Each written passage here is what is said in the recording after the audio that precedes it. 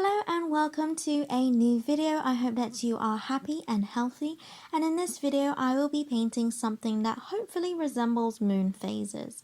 Let's get into it. So to begin, using a compass, I had already drew 5 circles that are the same size in a semicircle curve on my page. You can do it in a horizontal or vertical line, however you want. Then I started the first moon by adding clean water to the whole circle. I didn't worry about it being too perfect and staying within the pencil line, as I was going to paint around each moon with black ink later on. Then using a dark purple, I dab on paint on the left side of the moon, so it had paint within 2/3 of the moon from the left. I made sure to leave some white space as the moon has light patchy areas. So hence why I gently added paint to the other side I wanted to be the darkest, dabbing more to make it darker. Since this is meant to be moon phases, as I go along the semicircle, I will shift where the darkest side is and change gradually how much of the moon I want to fill in. If you want to lighten some areas while it is still wet, you can see that I gently dab with a tissue to soak up the paint. I didn't want any areas to be completely white, so I added a light wash on the lightest side of the moon. This is the right side for the first moon, and then I dabbed with a tissue so that you can see a faint purple. For the second moon, again going along with a little change as I go along the semicircle as different moon phases, I also wanted to experiment using different purples, and so this one had a warmer purple as well as the darker cool purple for this second moon. I again use clean water to cover the entire circle to pre-wet it, and then I covered the entire moon dabbing with my 2 purples and leaving less white space, but still some. This moon is the most covered out of all the moons.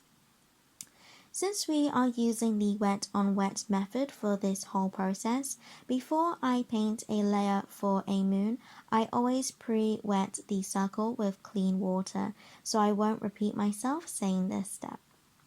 Make sure not to have too much water that you can see puddles on your page, as this will push or move paint into the puddle and affect how the paint will dry. But again, these moons are quite abstract, so it's not the end of the world, but try to avoid it if you want to have more control over where you want your paint to go. These moons perhaps don't look very moon-like as I am using purple, since I wanted to switch it up by using my favorite color and have something different, as a lot of videos use the normal grey-blue for moons, and I wanted to experiment with different tones of purple along the moon phases. But even if you want the more typical moon color, you can swap the purple for a grey-blue instead and use the same painting technique. Again, this is just a suggestion, but do what is fun for you. For the third moon, I covered 2/3 of the moon from the right, and now the right side is the darkest side, and I am still using the darker, cooler purple and warmer purple that I used in the second moon, but adding more of the darker purple on the right side.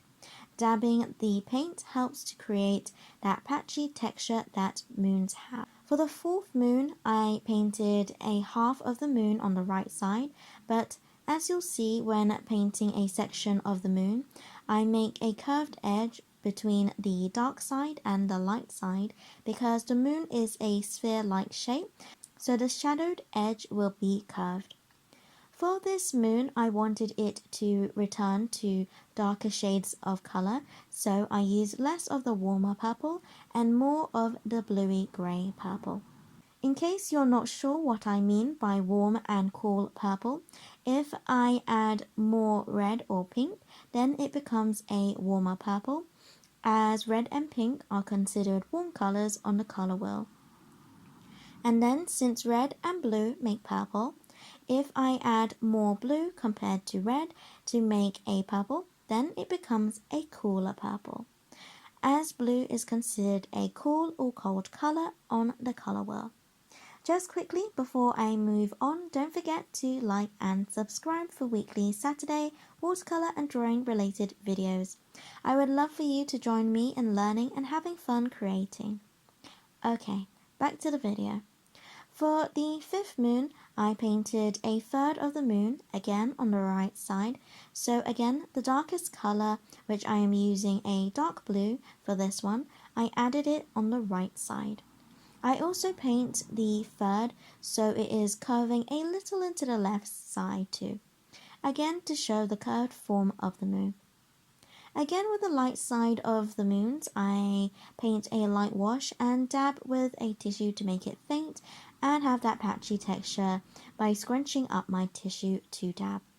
The good thing about the wet on wet technique is that when the surface is still wet, then you can still lift color, which means that I can remove paint, which you can do by having a clean dry brush, or you can use a dry tissue.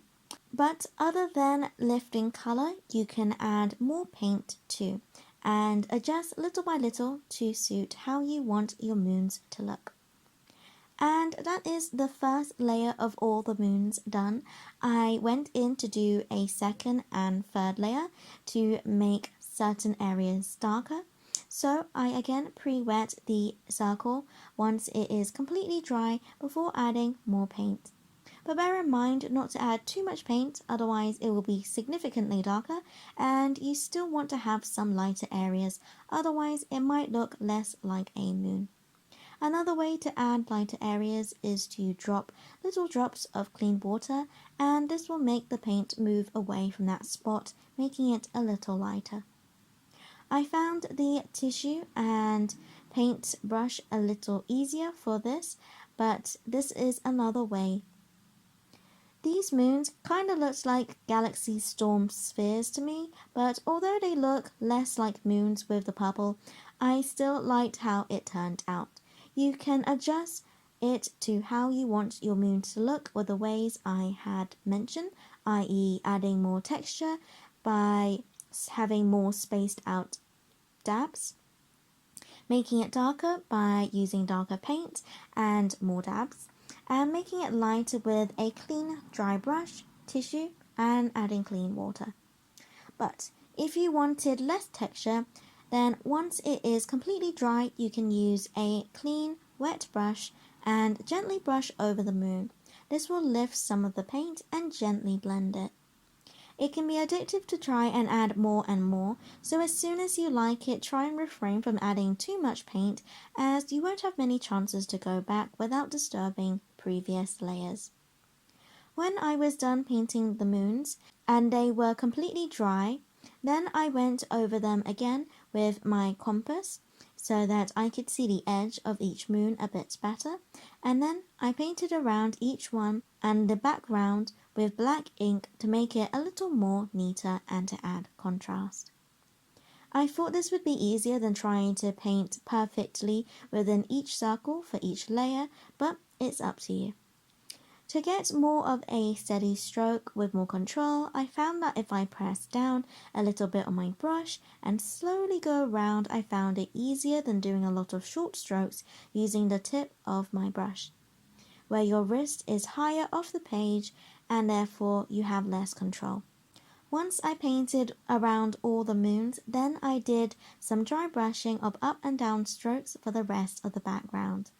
And that is all for this video. I hope that you enjoyed it and had fun painting or watching. Don't forget to check out my other watercolor playlist. This will go in the abstract one. And as always, God bless, and I'll see you later.